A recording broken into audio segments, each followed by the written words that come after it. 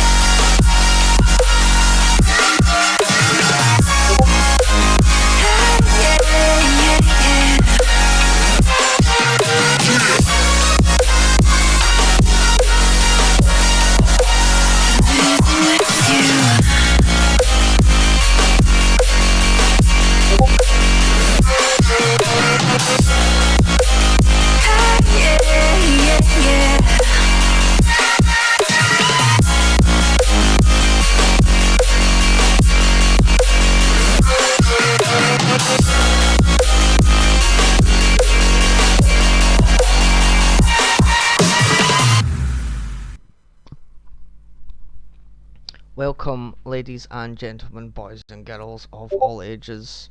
This is the Virgan radio service with your host, Grant Magic of the Virgan Republic, dictator and all that. Yes, it's very lovely indeed. With me this week I have the leader of the, is it the Kingdom or the Republic of Misberia? It's the Kingdom of Misberia, Archie. How are you today, sir? Hello. How are you today? Evening.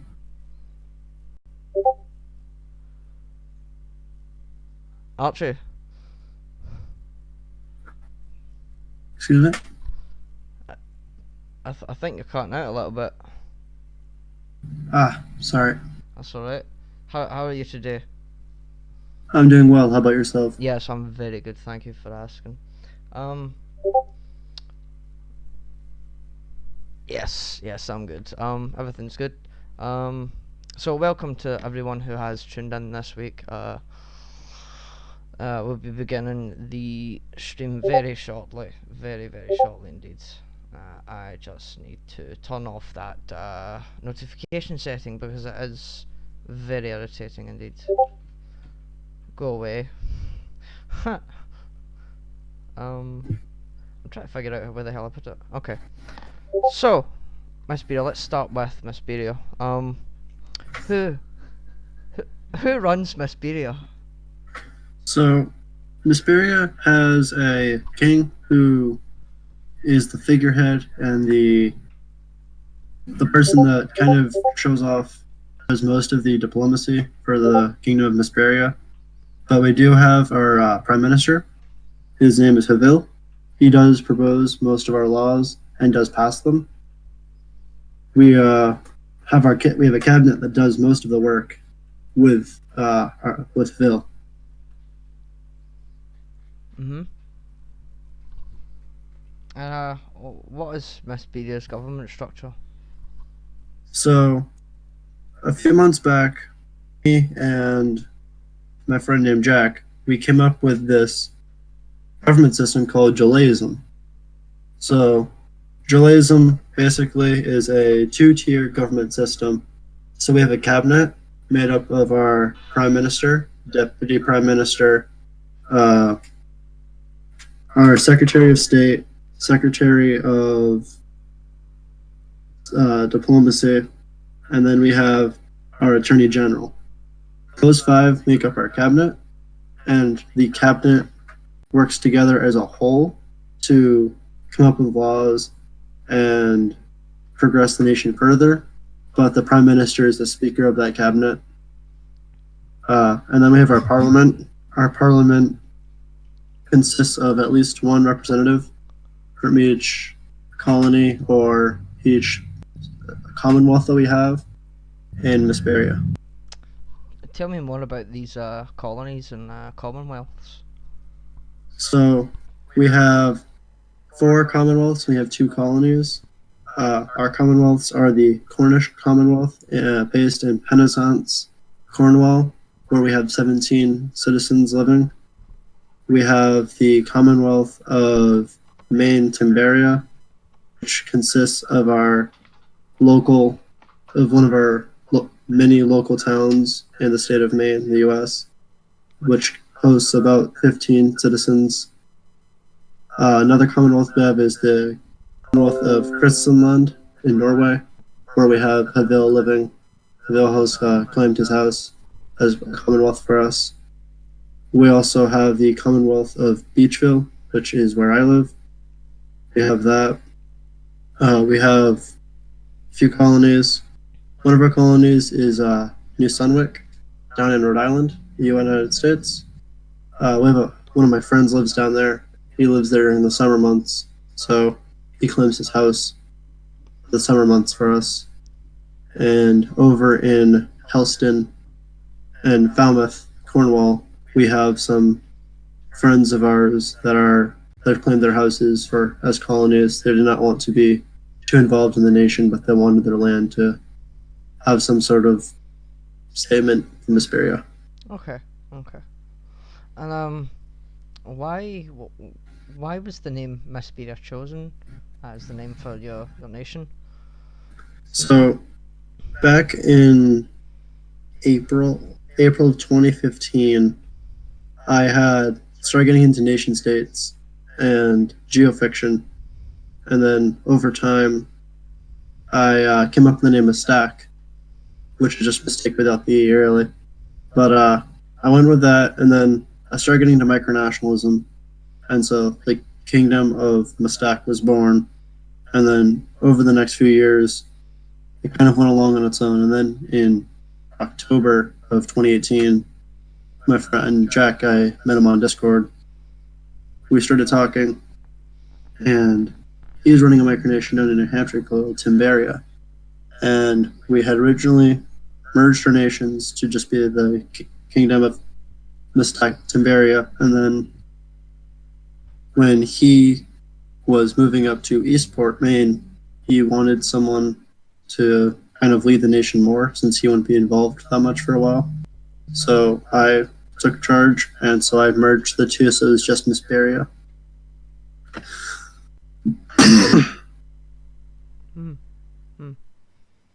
Very good. Why was Misberia founded? What was your reason for getting into micronationalism? I know that you stated about getting into nation states, which is it's a very good site if any of you want to actually get into simulationism or just be partly simulationist. You can do all your simulationism there. You can have 200 million soldiers if you like. You can have a $500 million navy if you want. Who cares? That's geofiction. But why was Misberia founded? Mm. So Misberia was founded as a hobby project that I wanted to do. Kind of a, as what I've noticed a lot of micronationalists recently have come out forward saying that micronationalism is kind of an escape for them.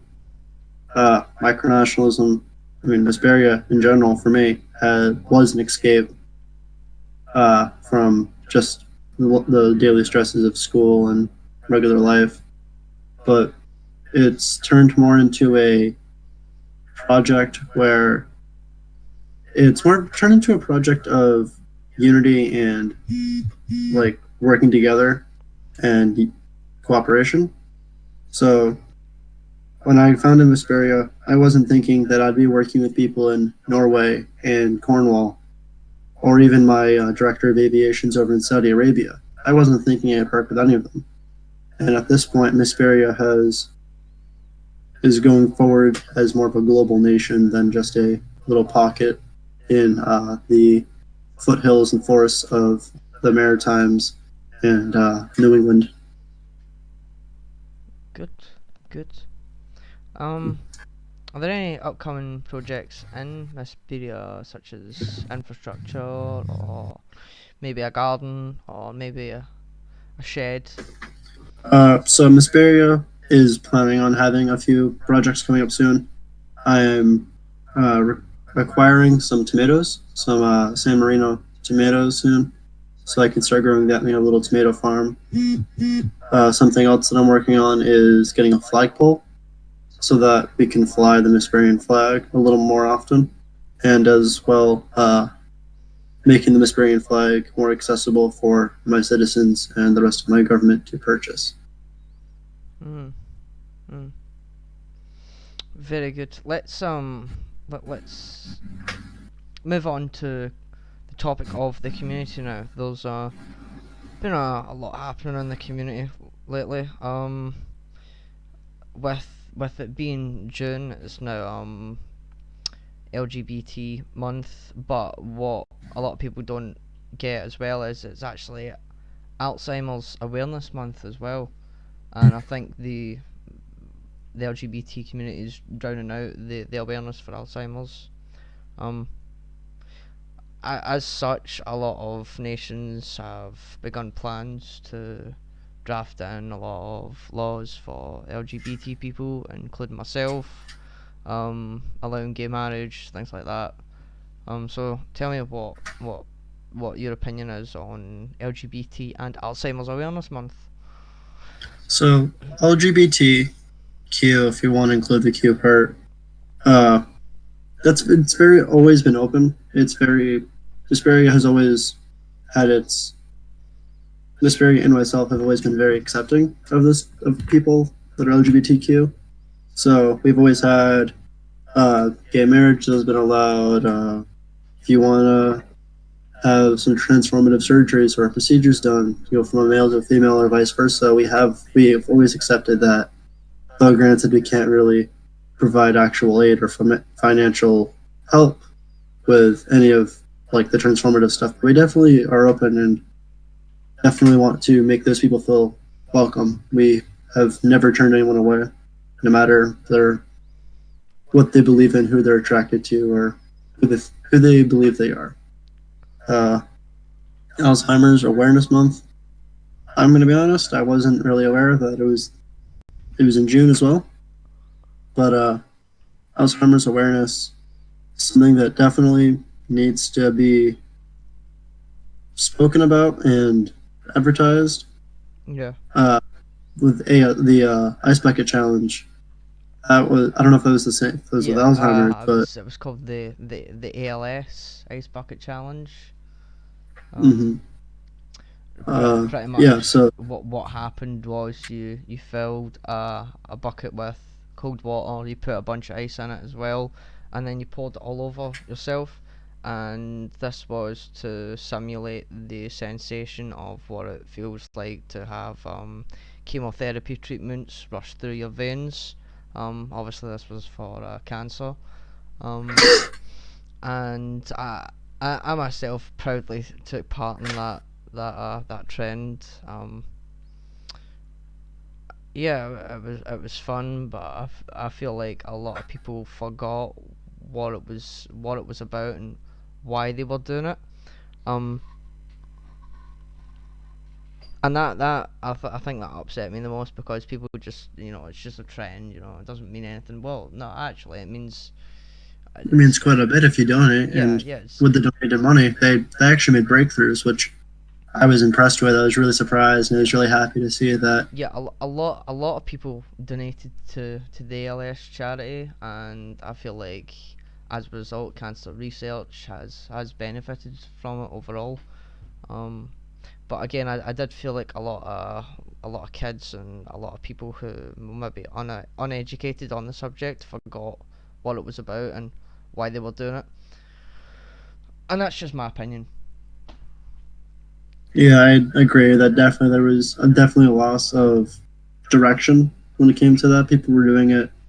My friends were doing it because they wanted to do it. They thought it was some sort of fad, but Mm. they didn't really donate. But I myself and I can certainly say countless other people have donated, and it definitely boosted awareness and helped helped the Alzheimer's uh, community with finding breakthroughs. Yeah, yeah. So the next topic on here is the current contradictive nature of the AUM. Oh no. Um, So what are you talking about in contradictory nature? contradictive nature.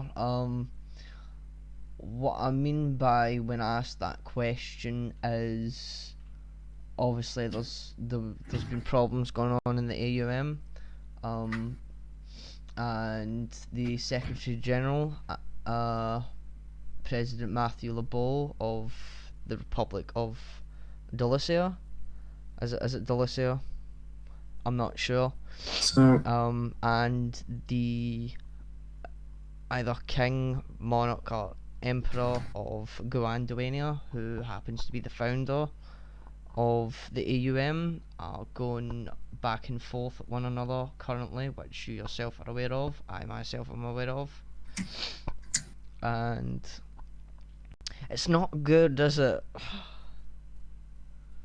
no. So my take on this all is I applied in early May, and the AUM for a very, very long time for me and most of my government was they were a shining beacon. They were a beacon of light, a beacon of hope in this community.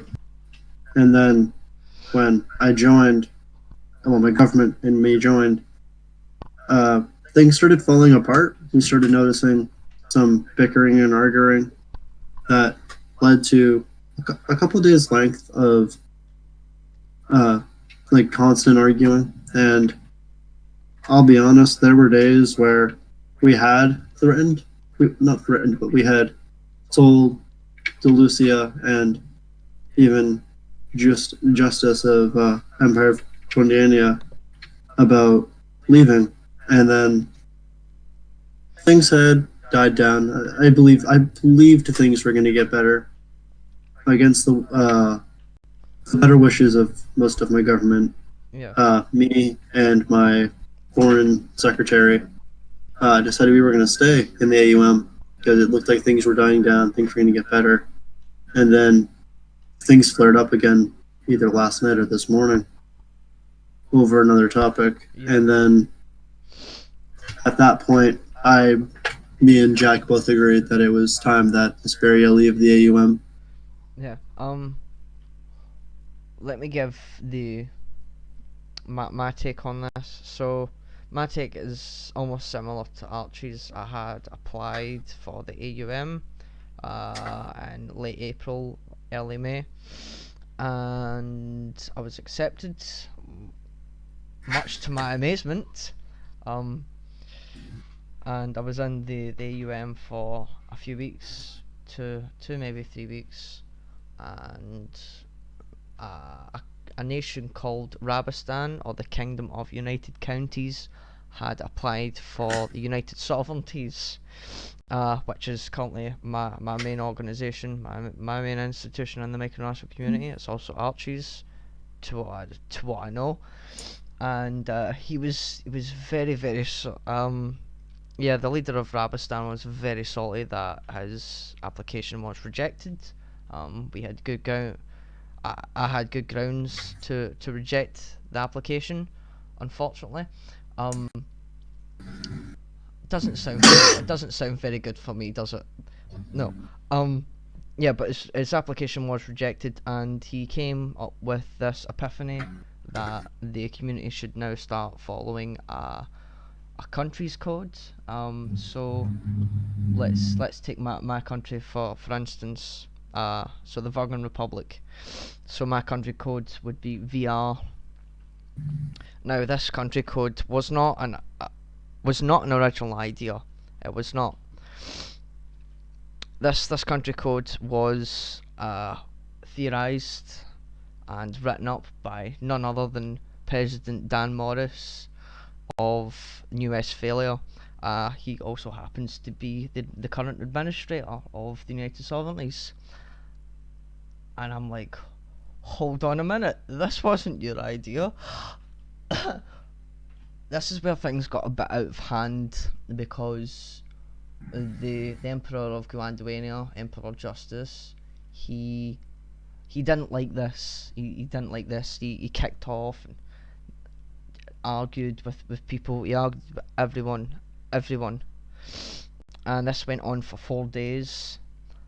On the third day, I retracted my republic from the AUM because I thought, we're not getting anywhere. We're not getting through to him. And after I left, it went on for another 12 hours at least, and then it stopped. And I was informed by King Archie here that Misberia had retracted his kingdom from the AUM because Justice was not getting his way once again. So if you could explain a little bit more on what exactly happened, Archie, that would be great. So today, well, last night, so actually a few days ago, after the 4 days of infighting and arguing between Justice and most of the organization, it was agreed upon that there would be a new AUM Twitter account that Justice had agreed to make. We had agreed to make because Justice was using the AUM Twitter account to say that it was dissolving. We were getting rid of all of our motions or our legislator that we've passed, which wasn't true. And Justice and the rest of us had agreed that we were going to create a new AUM account and have 2 people that know the username and password so that we could have people access the account. And so Delacia did that yesterday night, and Justice was not happy with that. Justice was demanding that Delacia delete the account, saying that it was fake, wasn't real. And Delacia said, no, you agreed to this as well. And then I was just viewing the arguing, and because it turned out more and more people were. At one point, Justice even said that there was a coup d'etat happening in the AUM, which wasn't true. What does that mean? A coup d'etat? A coup, really. Yes, a coup. So to summarize, President Lebeau, Secretary General Lebeau had said there's going to be a new account. Yes, he did contact Justice about it, didn't he? Yeah. And Justice agreed upon this. Shock horror, as Archie has just said, Justice was not happy.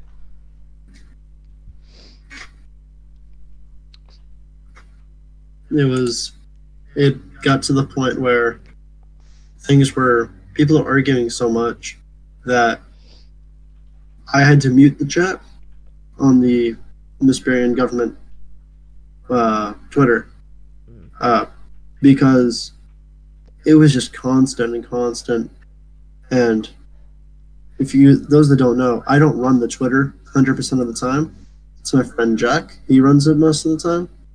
And me and him we both didn't want to deal with the negativity of the arguing that kept coming up.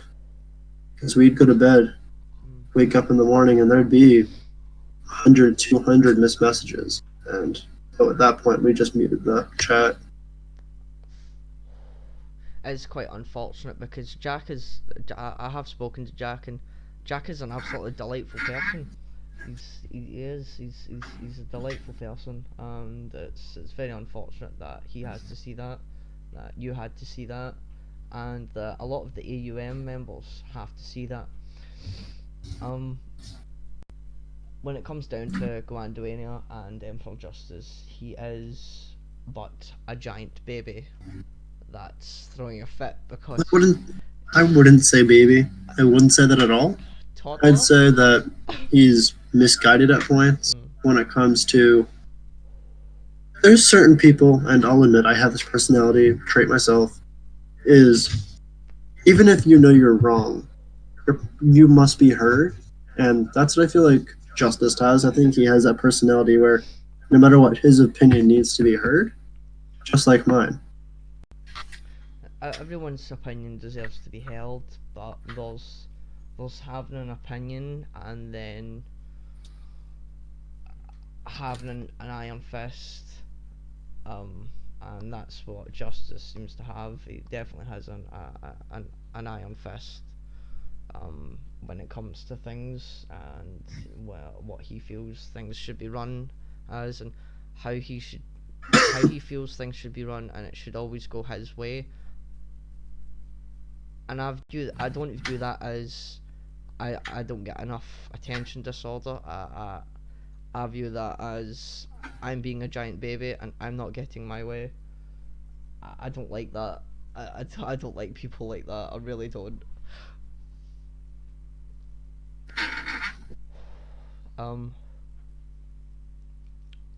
So yeah, Misberia has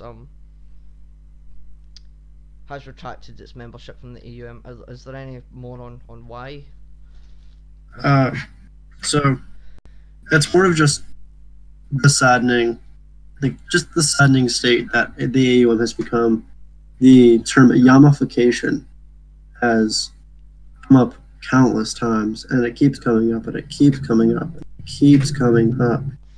It keeps coming back and forth of, oh, the AUM is turning just into another Yamao, which this area and in general tries not to treat with just another micronational organization or Yamao, just because those are usually seen as not mature, like kind of unstable, kind of they have a quick shelf life, and I felt like the AUM was, with all of the words being pointed at it, being called an Yamao, that it was getting to the point where maybe it is becoming a Yamao if it's constant arguing, if the Twitter account is spreading falsehoods, if everyone's accusing each other of making it a Yamao, that at this point, maybe the AUM really is in a Yamao. If anyone listening or watching isn't aware of what a Yamao is, the term Yamo is how it's pronounced. Yamo is yet another micronational organisation. It is used to refer to organisations that have no purpose and only live to serve the founder and the people that are pretty much at the top. Unfortunately, the AUM has degraded into a state where, as Archie has explained, it's become a Yamo, and it's quite unfortunate because I had dreamed of joining the AUM for quite a long time. I thought if I ever applied, they would never accept me. Again, to my surprise, they did accept me, but I quickly learned that not everyone there is mature enough to be a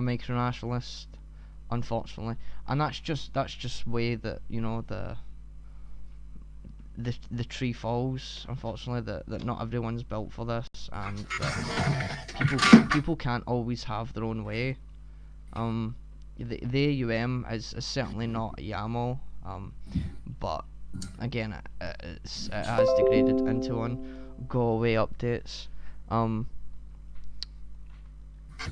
It is quite unfortunate because there isn't anything left that the Secretary General can do. There isn't anything else that the founder can do, and people are still going back and forth to my knowledge, to Archie's knowledge. It's just sad, to put it lightly. Yeah, I wish things would get better. I told them before I left that they were the beacon of the community in my eyes and most of my government, and I want them to get that light back, if anything else.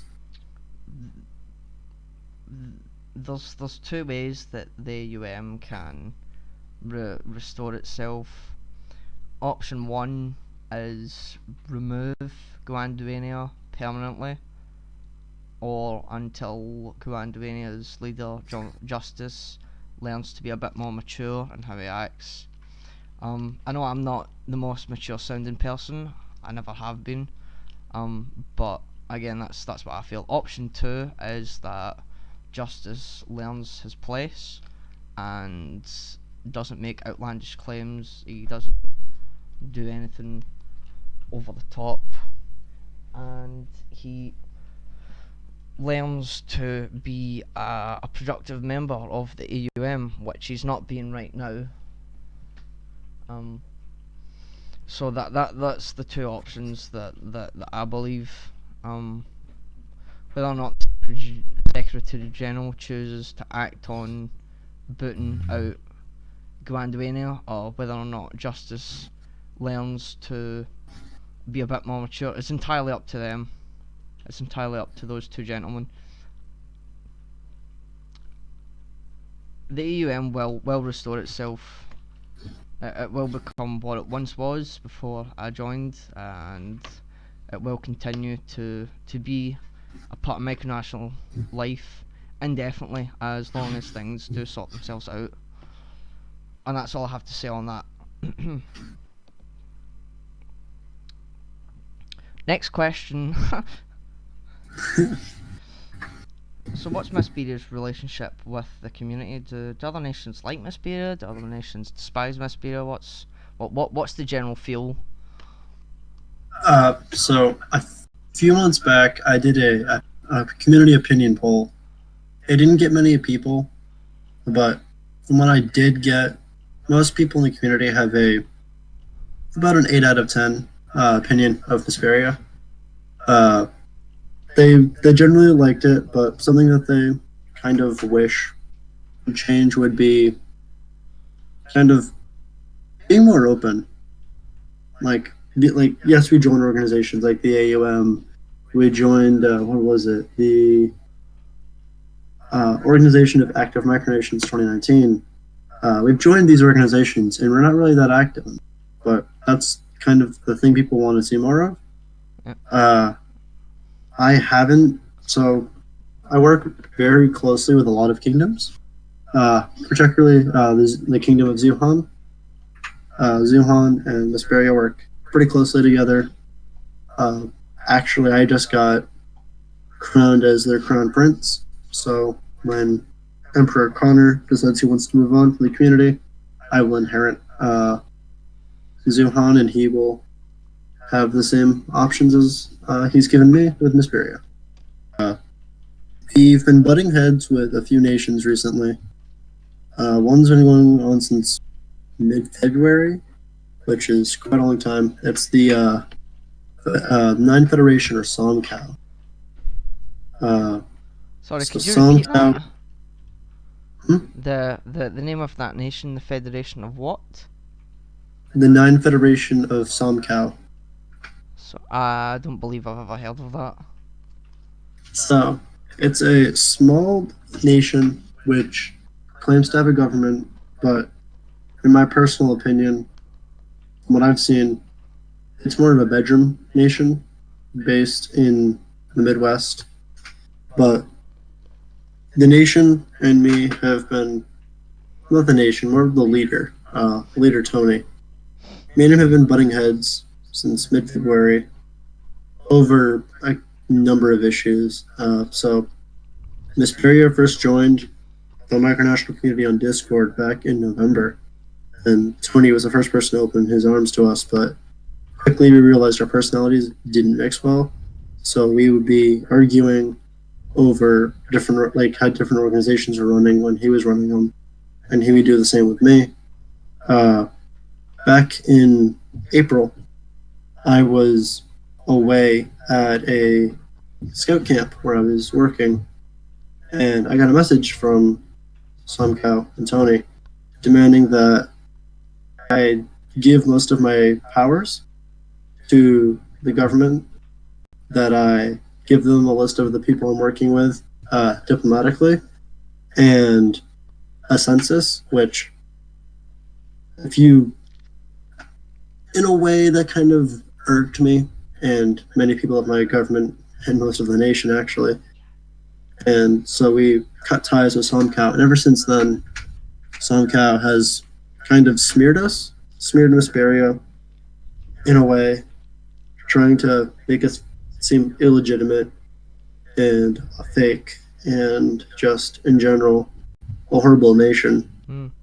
But it hasn't gone that well from what I've seen, but I'm sure there's other nations that don't like me.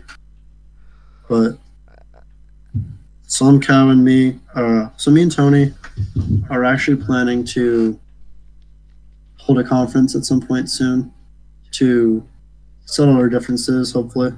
I would really, really like to settle my differences with them and get things back on track, because I'll be honest, he is my oldest friend in this community, besides Jack, and I really don't want to lose him. I don't want to lose a good friend of mine, so I'm going to try to figure things out. But besides Somcow, there's Phasmar and Stormhold. Mm-hmm. So those are the two major micronations in Cornwall that I'm aware of, that I talk with constantly. And Phasmar is very much like what I like to call a Bromland state, where they change their nation and their flag and their government every few weeks. But it's just been kind of difficult dealing with a nation like that, especially when they have direct contact with your citizens, Mm-hmm. and they are discussing with your citizens, trying to convince them to cede their lands over to Phasmar. So that's kind of difficult. When nations do change consistently, and the only thing that I can credit Phasmar on is that even if they are changing, if it is every few weeks, at least they're consistent about it and you know it's coming. But I feel like it doesn't paint a very good picture on your own citizens when nations can't stick to one thing.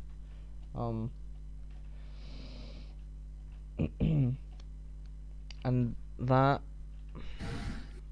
overall isn't good, because if your citizens are getting the wrong idea, if they want to start their own micronation, they're gonna deem this consistent changing as acceptable. I'm not saying that changing isn't acceptable. I'm saying that consistent changing shouldn't be.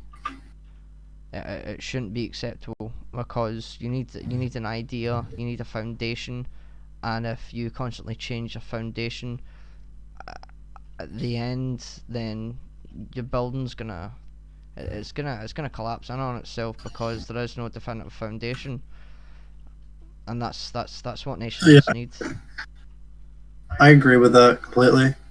Something that I'll be honest about was, back in November, me and Jack had changed our government. We changed it about 3 or 4 times, trying to figure out what worked with us, what worked for us, and we've eventually figured out that a constitutional monarchy worked better for us. See, But in that instance, you changed to find what suited for you, and that I deem is completely acceptable, because you had to find your foundation and you found it. But nations who just change on a whim, just for the fun of it or just for the joy of it, it shouldn't be acceptable. Yeah, so Fesmar, usually when they change the government, it's usually a big fanfare. They'll, uh, what I frown upon really is them saying micronational war. Let's say they're going to go to war with someone, which I frown upon just because I don't really have a way to do it. I mean, most people don't have a way to do it. He does. Their leader does. He has a he does it over Hearts of Iron with a friend of his. Okay. So his friend runs Stormhold, and so whenever they want a war, they go to Hoi 4, Hearts of Iron, and they'll have their war there, and whoever wins that wins the micronational war, which I don't agree with micronational war, but I will say that's a very creative and less destructive way to deal with an argument and micronational war than just saying it, nothing happening, or saying it and going out and taking a stake and beating someone with it. Oh God, you said the dreaded W word. Oh, I'm sorry. It's fine. It's fine. But yeah, the dreaded W word. Never want to hear it. When it comes to micronational. With all that said, Fesmar is a very good friend of. Their leader is a very good friend of mine. We do play video games together quite often, and he is helping me with the little geofiction thing I'm running right now. That's good. That's good. Oh, talking of geofiction, I think that we should inform our viewers about some geofiction that's currently going on in the United Sovereignties, and Oh yes, we should. one person, one particular person that I know outside of the United Sovereignties that doesn't take part in micronationalism at all. Yeah, could you elaborate on what's going on? So a few days ago, me, Dan, and a few other people were chatting, and we were talking about nation states and geofiction. And so we've created our own geofictional world where we have. It's starting off right now. We have the coalition, which is like an alliance. Yeah, it's the Central Coalition something. Confederation, I think. Yeah, it's the Central Coalition Confederation. But as actually, just call it the Cool Cunts Clan. no, we cannot call it the Cool Cunts Clan. So what happens is you log into a site called Nation States. You create your own fictional country, and then you can choose to contact myself or Archie or President Dan Morris of New Westphalia about joining this server, and you can interact with all of fake nations, things like that. And yeah, it should be pretty fun, but it's gonna take a long time. We're still hashing out all the details, but yeah, if any of you are interested out there, get in contact with myself or Archie on that subject. We'd love to have you there. It'd be interesting to have more people there. Yeah, it certainly would. What change, if applicable, does Misberia want to see within the community? Change in the community. A little more consistency, to be honest.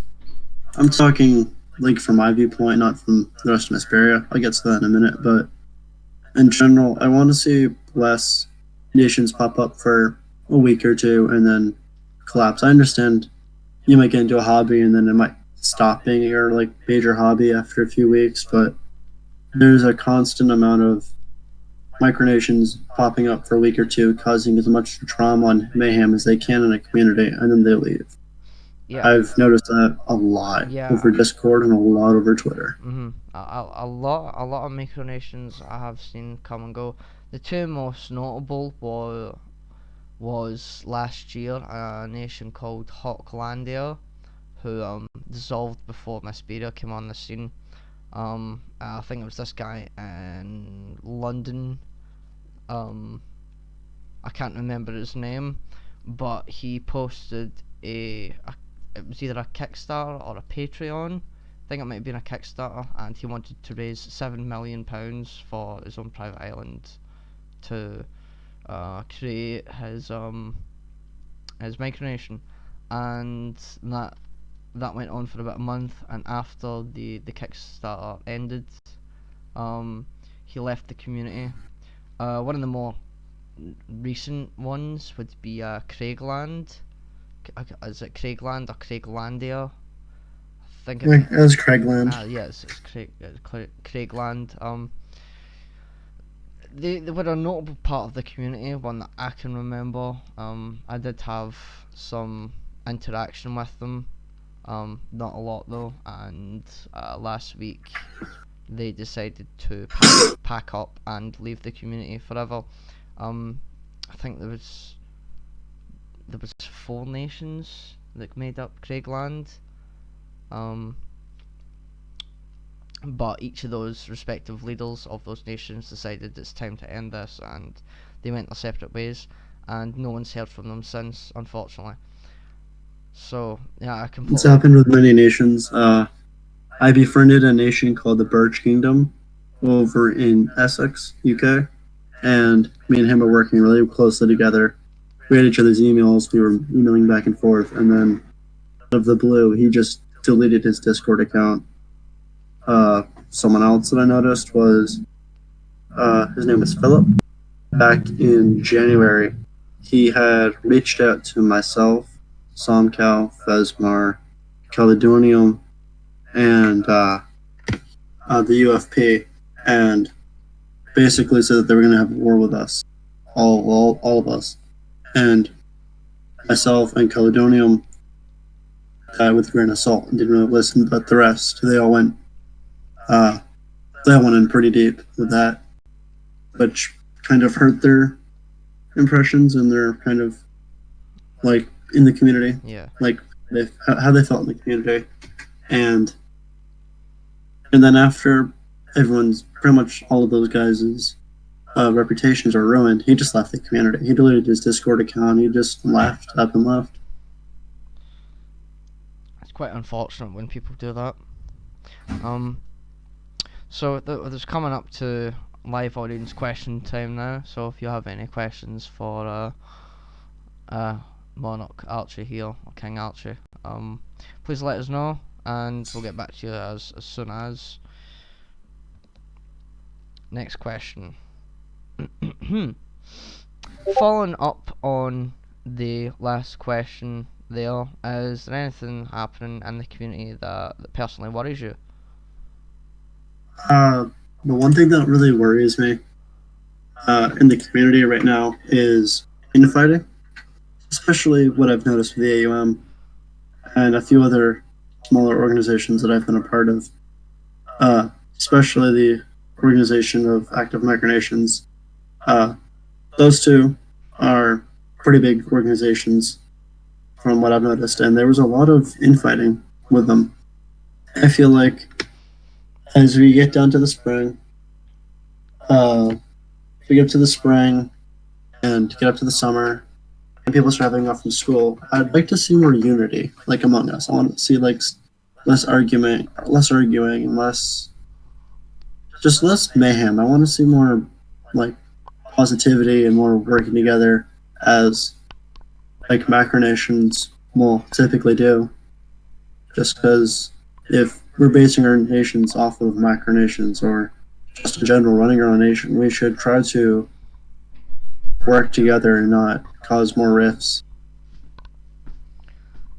This is what happens, unfortunately, when you do have a community of like-minded people that, unfortunately, a lot of people do have clashing personalities, and people will butt heads. It's inevitable in any society, but I feel in the micronational community it happens a lot more.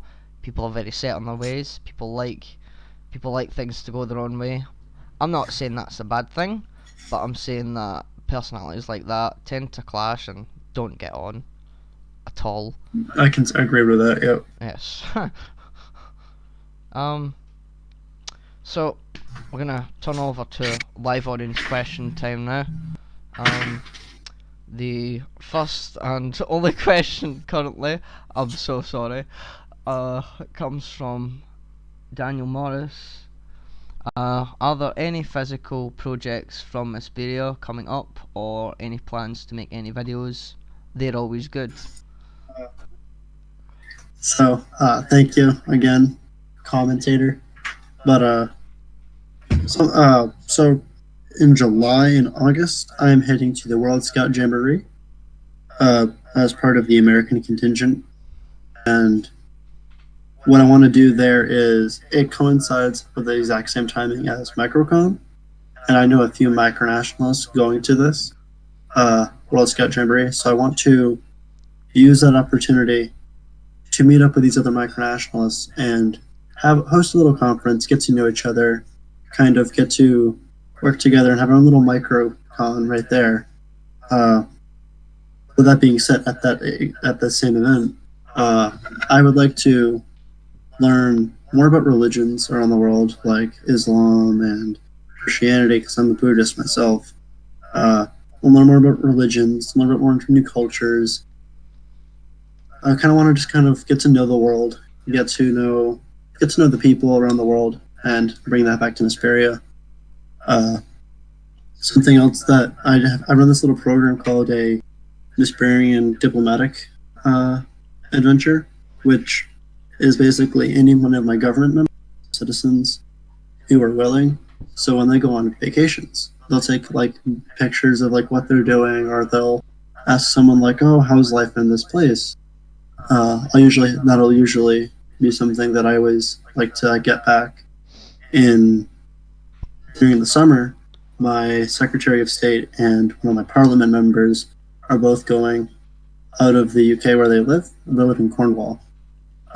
One of them is my Secretary of State's going to Greece for a month, so I want to ask him if he can take pictures and just get to know the Greek life, and get to just share that. And one of my Parliament members is actually doing something I really, really wish I could do, which is doing a bunch of community service over in Cambodia, digging and making toilets for the less fortunate in Cambodia. So he's going to be taking pictures of that, and he's going to just explain to the nation kind of what he's experienced there. In the past, we've had people go to when we had our Norwegian leader, prime minister. He represented Norway. At one point, we had one of our parliament members, Pascal, doing a Cornish tour, showing around Cornwall. I've done one on the Canadian lands, and then I have a few Americans who have done a few American tours as well. Videos, I would like to start doing videos again. I'm going to work soon for the summer. I work at a scout camp, so I can't really promise that I'll be able to make videos, but I'll definitely try. I want to try to get more coverage of the elections when they come up, which is something that I'm going to be working with my Secretary of Elections with. Good, very good. So that was unfortunately the only question that we had for live audience question time, but I hope that answered your question, Dan. Do you have any questions? So the last thing is, do you have any questions for me, Archie? How is so in general? Will you be doing a season 3, possibly? Will I be doing a season 3? That's a good Oh, question. wonderful. Wait, can I ask Archie a question? Oh, hold on. A non-participant wants to ask you a question, Archie. Would you like Of to come course. over? Would you like to come over to the microphone? Right, this is a very important question. Please for me, don't embarrass me. And I think everyone else watching how much gay is too much gay? Excuse me? How much gay is too much gay? So my opinion is, as long as you're not forcing on other people and not trying to force other people to be gay or making it so That's not what I'm abandoned. asking. I'm not asking if it's okay for people to be gay. How much gay is too much? Do you like the big gay or the small gay? Like I said, The big as long as gay. you're not pushing your opinions on someone else then it isn't too much. But if you start pushing your opinions and your viewpoints on other people, it gets too much. Yeah, okay, right, there we go. Question answered. Bye. Okay, so he doesn't like the big gay. Just not. Excuse that little mishap. Not So a mishap, it was a genuine question. it was not a genuine question.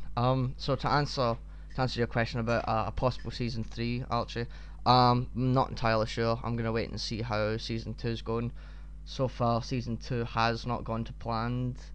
Has not gone to planned. It hasn't gone to plan. I have enjoyed. I have definitely enjoyed doing season 2 so far for the 3 episodes that it's worth. Yes, thank you everyone for not turning up. So with Ryland and Colabar either not turning up or their technical difficulties, so far season 2 hasn't gone to plan, and a season 3 could be in the works, but again I'm not sure. Would you like to see a season 3, Archie? I would like to see a season 3, but maybe the season 3 have a little more of a twist. And instead of just interviewing one nation, interview an alliance. Like have USAV come in, or have the UM come in, or have like just small little organizations or big organizations have representatives from each of those kind of come in and kind of you interview those organizations. I think that'd be something that would definitely have a twist on what you're doing right now. Yeah, that would be a good idea, but I feel like the problem there would be is everyone talking over one another and people acting much like the person who just spoke right there. Or maybe hold a grand debate for the whole nation states thing. A grand debate for the whole nation states. Yeah, like if there's a war or something.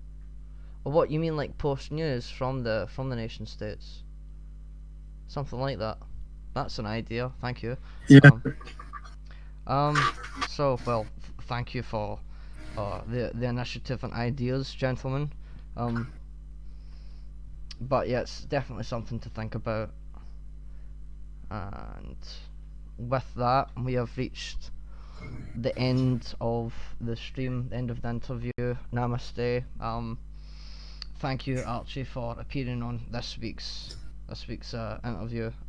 It's quite good that you turned up, because the last 2 weeks I've had no one turn up. So, yeah, but thank you for your attendance. You've been an absolutely wonderful guest. Thank you. And thank you everyone out there for watching at home, viewing at home. Thank you for the questions from live audience question time. Everything's appreciated, and thank you very much. Next week we should have on the president of the Haston one, Gabriel S. Young, who has appealed multiple times on season 1, and he will be making a resurgence on season 2, and that should be next week. So stick around for that, and again, thank you everyone for watching at home. Till next time.